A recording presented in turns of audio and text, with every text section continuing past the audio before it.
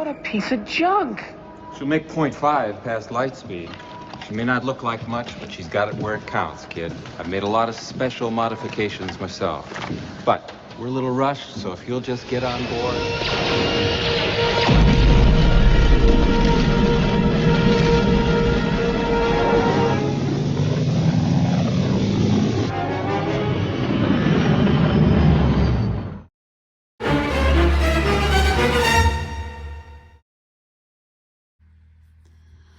Hi folks, welcome back to the second part of the Millennium Falcon painting video.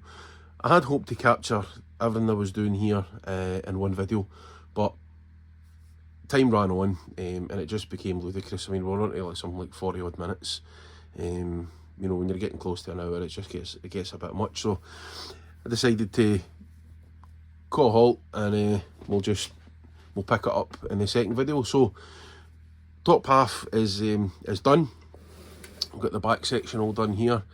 If you look at the reference material for the Millennium Falcon, you know, the original filming miniatures, and then if you look at some of the models that people have built, you know, quite often the streaks in the back come quite far back here.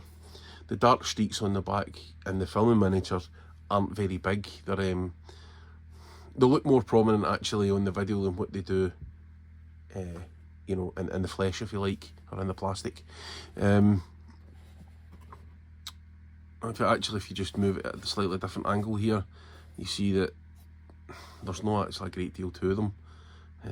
So it's quite easy to go over the top. And listen, do you know what? See if that's the look you're going for then. That's cool.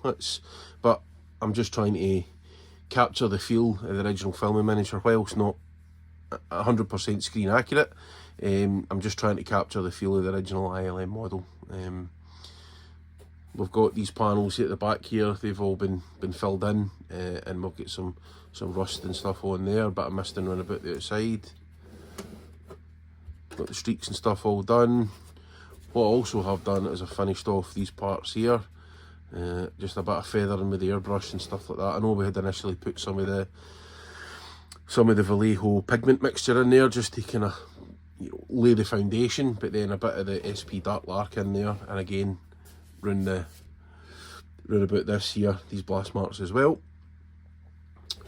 There's nothing really else of note to really pick out. This bit here's got some heavy weathering on it. If you look at the filming miniature, this particular part here is quite dirty looking. Again, so I just wanted to kind of include that. So as we get to this point, I'm very happy with what we've done so far. And then if we consider what we're looking at here, and we flip her over, you could swear it was almost two different models. That stark white, you're just reminded when you see the bottom side that's unpainted, how stark white that is actually. And a lot of people were probably thinking at the start, what's he painting it white for? The Millennium Falcon's grey. As I'd said before, the Millennium Falcon, when the model was originally first built, the 5-footer, was painted in reefer white. It wasn't until Empire Strikes Back when they started base coating it in the sort of darker grey colour. Anyway, so I'm cracking on with the bottom part. There'll not be too much to this video as it stands at the moment. I think I've got one or two wee panels here and there I've got a grey panel in the back vents here, and I've got, I think, one or two on the side parts, and that's the panels painted. I'm just in the process of putting down some of the decals in the bottom just now, work my way through that, and then I'll just go on to the weathering. I don't think there's a huge amount of stuff that I'm going to be showing you that I haven't already in the first video, but probably the biggest thing will just be the final misting of it, and as I say, there'll probably be a couple of wee other bits and bobs added in there as well. Okay, so we'll crack on and we'll see you in a bit. And once again, as if by magic, we've moved on to the next stage. So like I did in the top section, I have spent a bit of time with two colours, dark reefer grey and foundation, these two colours here. And what I've done is I've went round and done staining all across the hull here. Probably applied a bit more of the foundation this time, just to indicate a sort of dusty, dirtier undersurface rather than the top. And we're moving on now to the sort of dark streaks. Now, something to think about here when we're applying the streaks. When we done the top half, the streaks came from here down the way. Because if you think about rain and that kind of thing, falling down and then would run off. This is going to be inverted, this is going to be upside down. So, think about it.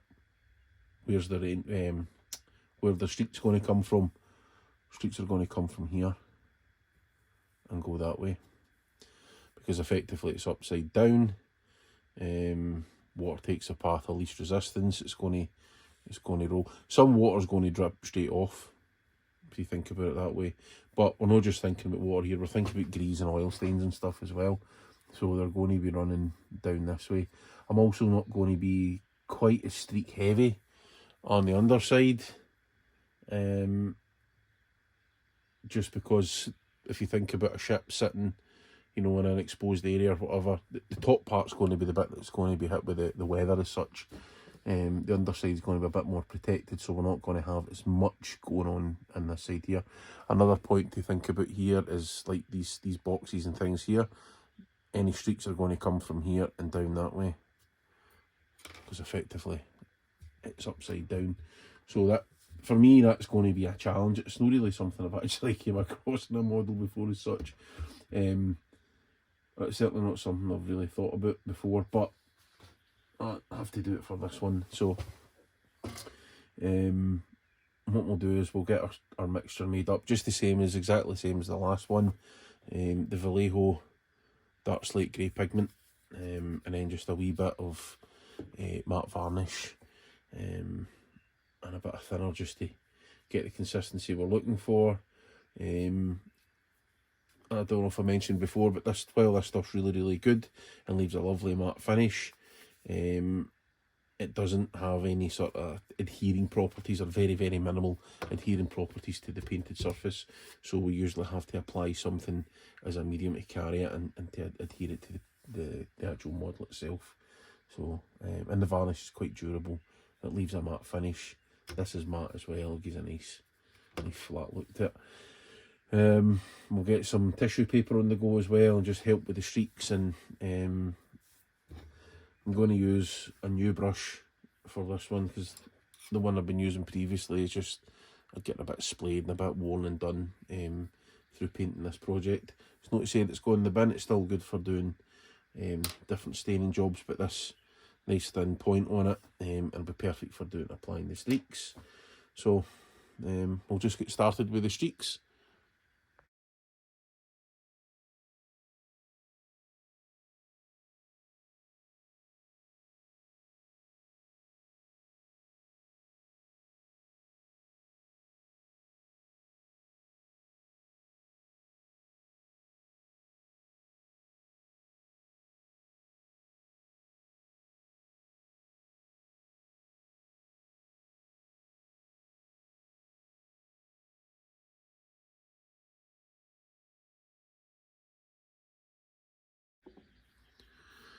So you get the picture. If you'd seen the previous video, then we kind of spoke about at one point how we approach the streaking.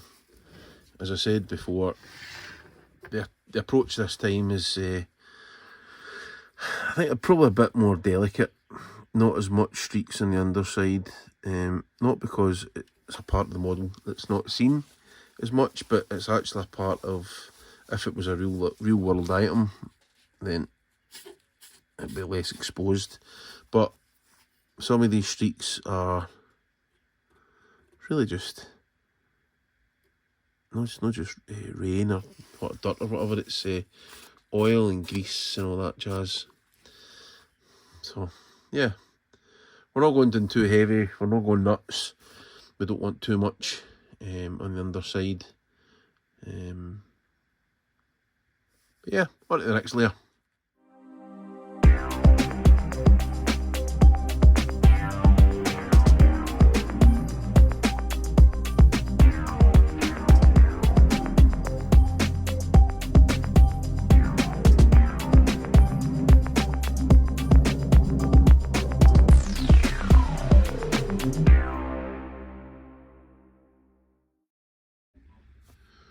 So this is us getting into the home straight now.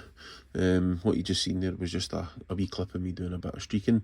So on the underside we've applied the dark streaks, we've applied the rust streaks that we used on the top as well, using the Reefer Orange.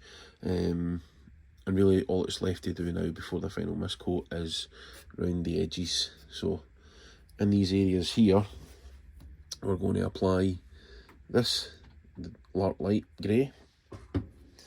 And what I've done is I've mixed it up an airbrush particularly thin, so ideally not as you would normally spray it if you were, I don't know, painting a panel or something, for example. What we want here is a nice thin consistency, not too much paint, and we're going to apply it as a wash using the airbrush. I've demonstrated this a few times before, used it a bit on Slave 1 and various other bits and pieces. It's a good technique for engine wells and greebly pits and things like that. We've already done it in the other pits, so we're going to use that on the side here as well. So go in and just flood the paint into the recessed area, and then use the airbrush, use the pressure to just float around. Make sure that we're getting paint all over the area that you actually want to paint. Not putting in too much, particularly in an area like this where it's going to pull at the bottom. What you can do is you can turn it on its side if need be. I think we might be okay on this occasion. And we can just keep blowing that a bit. And as you're blowing it about there, it'll help that dry off, and you'll get a nice random spray pattern. Now, I'm not applying any paint here at this point. I'm literally just blowing it about. And I can see it's starting to just dry already, and then you can go on with your hairdryer just to finish that up. I'll come back in a second. Right, so you can see already the difference it's made. It's not like a traditional wash where, you know, you would be running it along panel lines and stuff. It's more just to get into the recessed areas, get a bit of contrast. But with the paint being so thin, it doesn't clog up the details. You still see the colours underneath. You're just starting to change tones a wee bit here, and also it leaves some nice stains on some of the flatter surfaces. We're already starting to blend these decals in as well into the rest of the finished look of the model, the weathered look. The good thing about having a thin mixture of paint as well is that you can slowly build it up to the level that you're wanting. So that's a nice light weathering pass, I would describe that as. If you want it a bit deeper or darker, you can add a different sort of tone into your paint. You can darken the actual colour down a wee bit, or you can just build it up in more layers. I'm not quite there yet, I don't think, so I'm going to just apply a bit more into the actual. There we go. That's probably a bit more of what we're after, and then we just hit it with a hairdryer.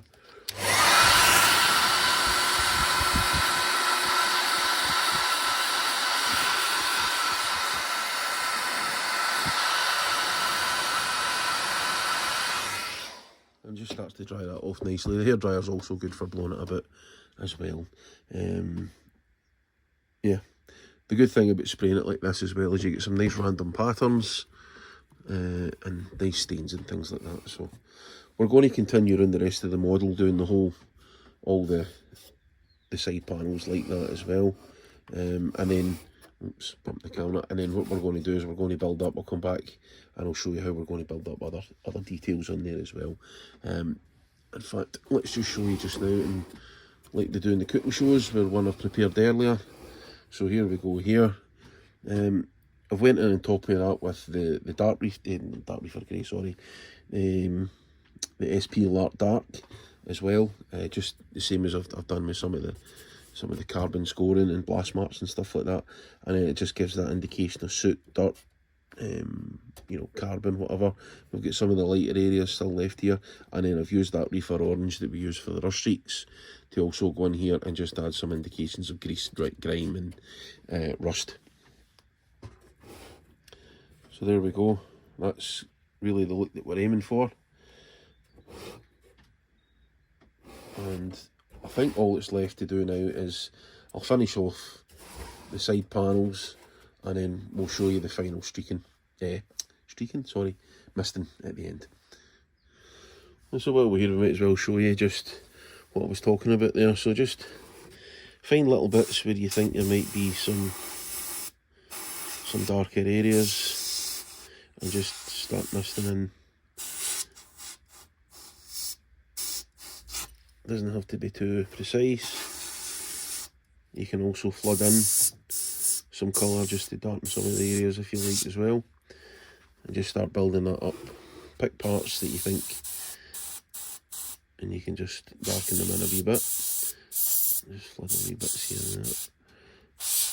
Again, the trick is knowing when to stop. There's sometimes a tricky one for me, is to actually know when to stop with the weathering. There we go. It doesn't have to be too over the top. And then you can just build up the parts that you think would be dirtier than others.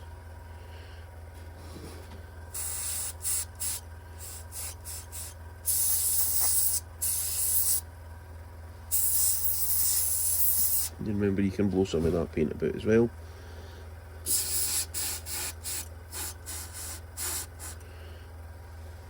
There we go. It's nothing too exciting. It's just adding a bit more detail and some more weathering marks.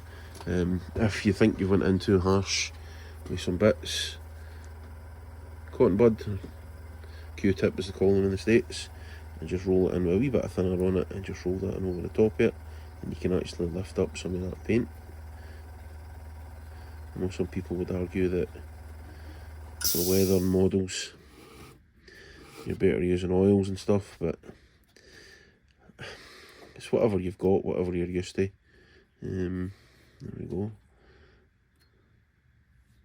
Gives you an idea as to how we're going about this. So on the subject of oils and stuff like that, oils are great. They're really workable. You know, you can you can manoeuvre them about with a wee bit of thinners and whatnot. It's just a personal preference what you've got in your arsenal. I just really like working with acrylics. I've gotten used to them. I quite enjoy them. I've certainly spent a bit of money on, you know, building up a collection of acrylic paints, so, you know, I'm quite happy using them. Anyway, what's left now is to do is the final misting once we've applied some of the wee rust marks. And so here we are at the very end of the project.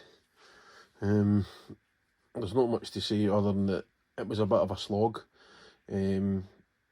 Not for any reason other than the fact that my own personal free time was, or has been the last few months, quite sparse, to say the least. So it's taken a bit longer than I would normally anticipate to do a build like this. However, such is life, as they say.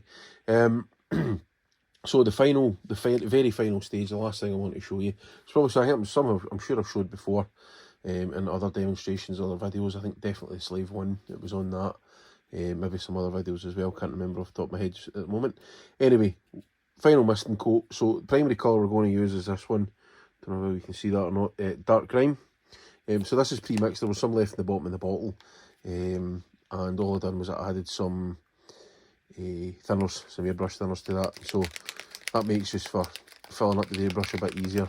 When you get to the bottom of the bottle, I like to thin paint so a wee bit. Just stops them from drying out and whatever. And I'm also going to use some of this, the 1975 foundation as well. My recommendation for especially light models like this, use that quite sparingly because it can darken things down and make it far too warm. Although we are looking for a nice sort of warmish grey, we're not looking to go too daft. But that's a very, very valuable colour in your weathering arsenal for dust and different things, but sort of desert type colours anyway. So let's just get some dark grime into the airbrush. So because, as I say, it's pre-thinned, I am ready to go. Now the thing about this stuff, when you're doing this, is you don't want to be up close you want to be at a bit of a distance. Sorry, I'm just turning the airbrush in there. I also like to have my airbrush up fairly high. It was turned up quite high there just to clean it through, but normally when I'm up close and doing details, it's down maybe around about the 15 to 20 psi mark. This is a way up. I can't even see my gauge here. I don't know what's up. It's probably sitting up maybe about 40 psi. Just by my head there. It's probably sitting about 40 psi, and so that's a nice strength to get the paint spread out across the model. And I'm a good 1.5 foot maybe away from the model. You want to have a good distance away because you're not up close.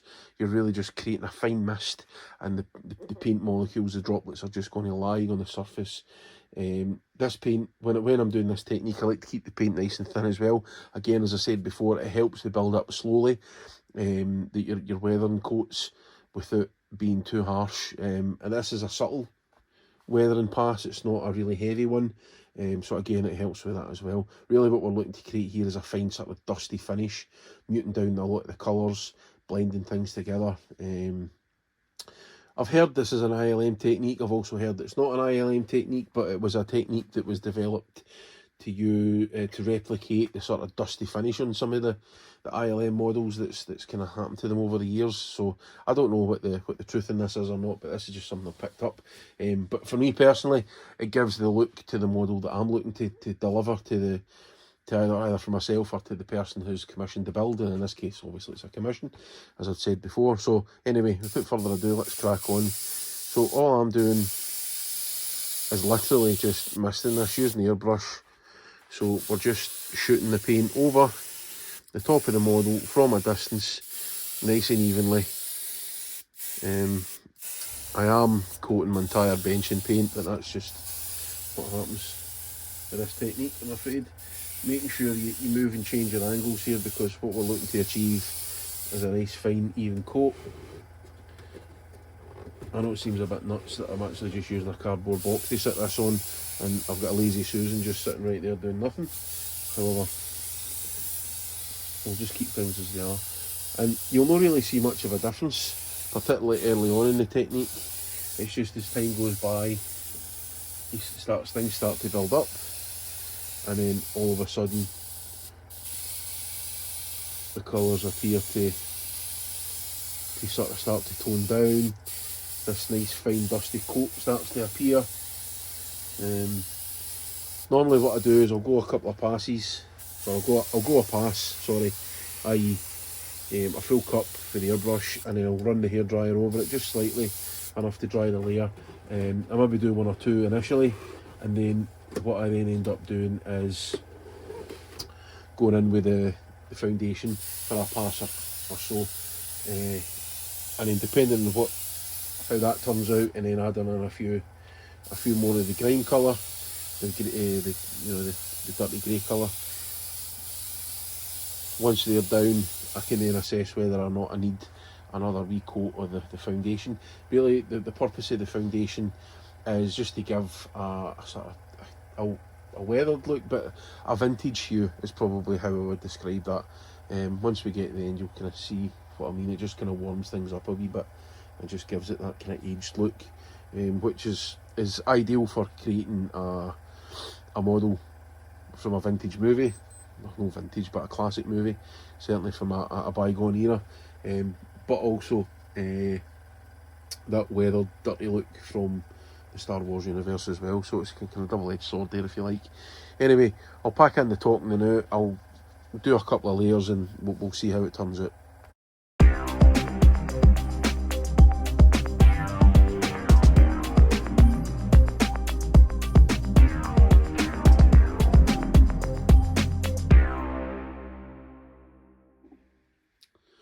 Right, so safe to say I am now officially finished painting this Millennium Falcon. Overall, has been a long build, as I said previously, but actually when I strip all that part away and I look at how it's turned out and the actual experience of painting it. It's been lots of fun. It was definitely a bucket list kit for me at some point to build and paint. Now, whether that was for me or for somebody else, I wasn't really caring. I just wanted my opportunity to get my hands on the kit, feel it, see it, build it, paint it, and see what I could create with that. And this is effectively what's came out of it. So that's the underside. I only applied one layer of foundation to the top, but I done 2 layers of the foundation on the bottom side, just because, again, in my mind, the underside of the ship's probably a bit dusty and dirtier with blowing stuff up as it lands and whatever, but that's me probably just thinking too much into it again. Right, anyway, so done, dusted, finished. I don't know what people think of the whole misting technique at the end. Is it ILM, is it no ILM? It's entirely up to yourself to decide that, and thrash that out for yourselves. However, for me, it just polishes it off, gives it a right flat matte finish, really nice finish to the model, ties everything together, it mutes everything down. I mean, I could maybe have mixed the paints in a more muted tone, I can apply them differently, but that's how I achieve my effect. I've seen other people or heard about other people using it, so that's how I achieve the effect, and I know that's how others achieve it. It's entirely up to yourself whether you want to use it or not as a technique, but you know, works for me, so hey ho. And here we go, there's the top side there. You know, don't let them tell you otherwise. The Millennium Falcon is white. But at least it was at the start. But that's how we then achieve that nice warm grey tone to the ship. We've got some nice rust streaks on there. We've got the darker streaks. We've got a few wee blast marks here and there. Some of the scars and stuff. And the dirt and the grime all built up onto it, just layer by layer, as we went through this last couple of videos. Okay, so I'm going to tie this all up now and say thank you very, very much for everybody that's subscribed to the channel. Even just in the wake of the last video, there was a massive upsurge in the amount of people subscribing to the channel, so thank you. I really appreciate the fact that you want to just see what I'm up to. That's really nice, and I hope you get something out of this.